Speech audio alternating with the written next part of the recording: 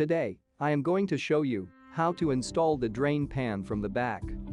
Usually, manufacturing companies will tell you how to remove the front grille and replace the drain pan. However, there are times when it is easier to open the rear grille and replace it when available. So, let's get started. Let's take a look at this unit before work.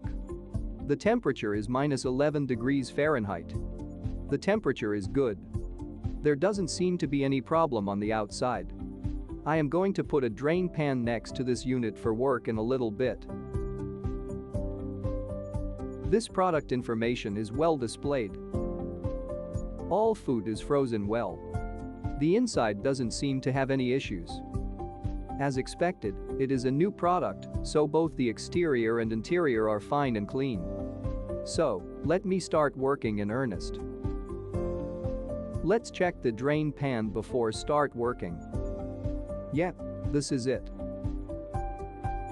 I'll start by removing these 4 screws one by one.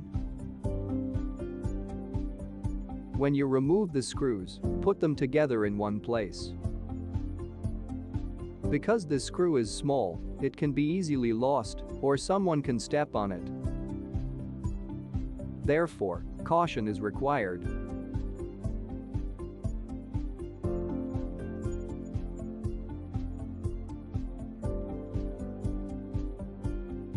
If you remove all 4 screws, you can easily remove the black wire grill.